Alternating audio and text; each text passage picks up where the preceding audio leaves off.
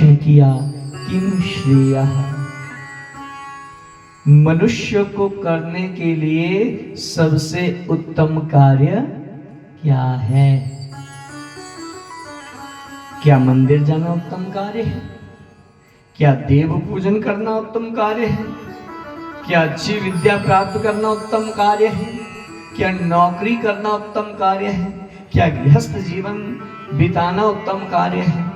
क्या समाज में अच्छी मान प्रतिष्ठा बनाना उत्तम कार्य है? समाज में कार्य तो अनेकों हैं, लेकिन उन कार्यों में भी सबसे उत्तम कार्य क्या है? पहला प्रश्न। दूसरा प्रश्न किया शास्त्र सारः कः, शास्त्रों का सार क्या है? हम कथाएं क्यों सुनते? कथा सुनने से क्या होता है? और कथा को सुनने लग जाए तो कथाओं की तो समाप्ति नहीं होती। भागवत को ही देख लो, इस स्थान पर अनेकों कथाएं चलती रहती हैं, अनेकों कथाएं। और कभी भागवत की अन्य पुराण भी, कभी देवी भागवत, कभी नृसिंह पुराण, कभी स्कंद पुराण, कभी ब्रह्म वैवर्त पुराण, कभी वामन पुराण, कभी अग्नि पुराण, कभी शिव महापुराण, कभी महाभारत, कभी उपनिषदों की कथाएं। कथाएं तो बहुत हैं, पूरी उम्र बीत जाएगी फिर भी कथाएं समाप्त नहीं होगी। हम आपसे कथाएं नहीं, हम आपसे जानना चाहते हैं ये शास्त्र जो इतने मोटे मोटे ग्रंथ हैं, इनमें है क्या? कौन सी ऐसी बात है जिस बात को सुनने के लिए हम हर बार आ जाते हैं, पहुंच जाते हैं? इन शास्त्रों का सार क्या है? हमें सार बता दीजिए, हम कथा क्यों सुने? हमें पता कथा में यही होगा, लेकिन फिर भी हम कथा सुनने के लिए आ जाते हैं। क्यों और कब तक सुने इनको? ये शास्त्र हमें क्या बताना चाहते हैं जो हमें पता नहीं है, और हम भी बार बार उठकर इनको सुनने के लिए आ जाते हैं। आखिर है क्या इनमें? हमें आपसे शास्त्रों का सार चाहिए। तीसरा प्रश्न किया स्व अवतार प्रयोजनम, भगवान अवतार क्यों लेते हैं?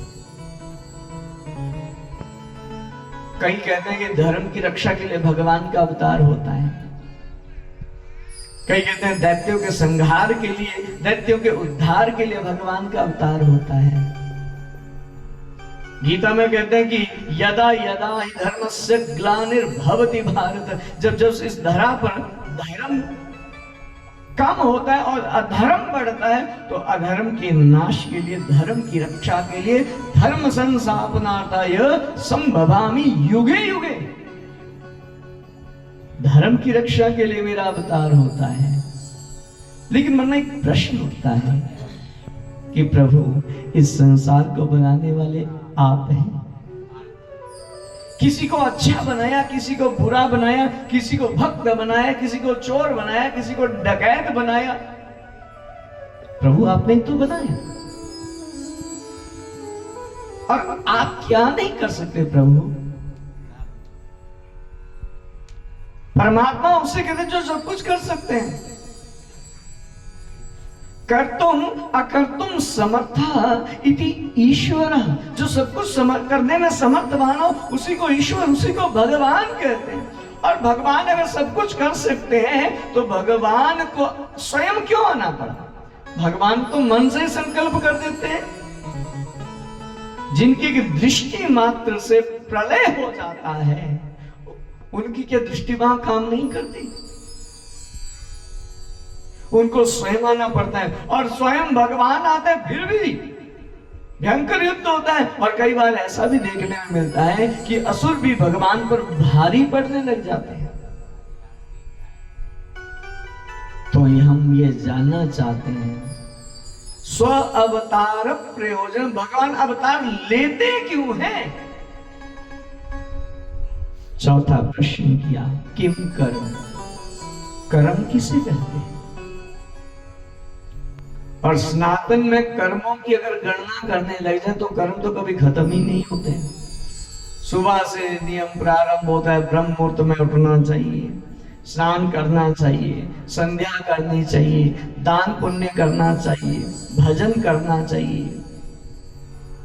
व्रत करना चाहिए। और व्रतों में भी तो कोई दिन भी कोई बेचता है, कभी प्रतिपदा का, कभी यम द्वितीया का, कभी अक्षय तृतीया का, कभी संकट चतुर्थी का, कभी रंग पंचमी का, वसंत पंचमी का, चंदन षष्ठी का, सूर्य सप्तमी का, दुर्गा अष्टमी का, राम नवमी का, विजयदशमी का, एकादशी का।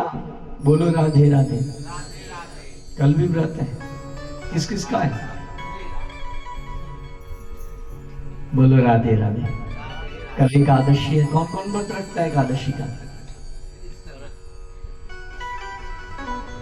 बोलो राधे राधे।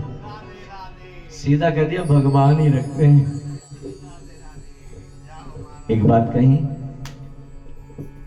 एकादशी का व्रत सबसे उत्तम व्रत होता है ससुर,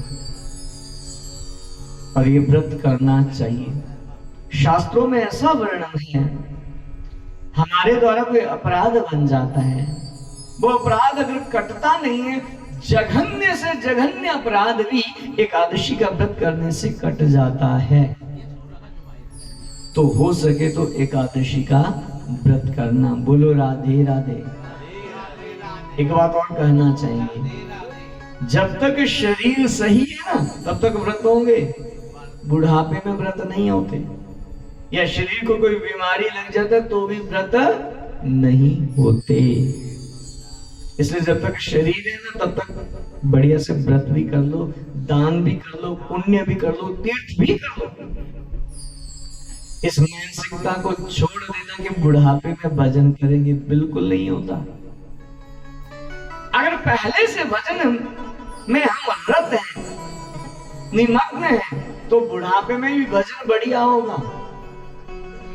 अगर पहले भजन नहीं किया तो बुढ़ापे में माला नहीं फेंकी जाएगी, कान भाव दिखेंगे, कीर्तन में काली नहीं बजाई जाएगी, मुख से आवाज नहीं होगी, क्योंकि व्यक्ति ने जिस कार्य को किया होता है ना उसका उसके ऊपर ज्यादा प्रभाव रहता है।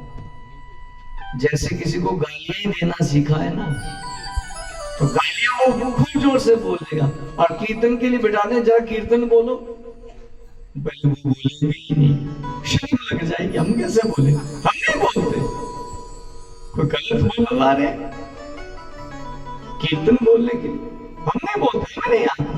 गालियां का जितने बजने का जो कार्य किया होता है ना, पहले किया होता है, वो बुढ़ापे में भी सही होता है।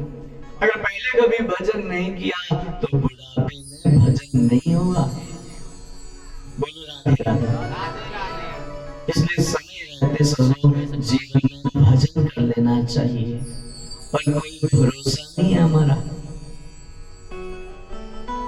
आज हम हैं कल होंगे या न होंगे ये कोई गारंटी नहीं है। इसलिए सजो समय रहते भजन जरूर करते रहना चाहिए। कल एकादशी है, कभी एकादशी का व्रत, कभी द्वादशी का व्रत, कभी अनंगत, कभी वामन द्वादशी का, कभी अनंगत त्रयोदशी का, कभी अनंत चतुर्दशी का, कभी पूर्णिमा का, कभी संक्रांति का, कभी अमावस्या का, कई अनेकों व्रत। तो हम जानना चाहते हैं कर्म किसे कहते हैं, और सनातन में तो अनेकों कर्म है, अनेकों। कितने प्रश्न हुए, कितने हुए? बोलो राधे राधे। कितने हुए? बोलो राधे राधे। 12 हाँ, यजमान जी बिल्कुल ध्यान से कर रहे हैं, एक दो पीछे से भी सही बोल रहे थे। बोलो राधे राधे। और यहाँ पर गंगा गए तो गंगा रस, यमुना गए तो यमुना रस,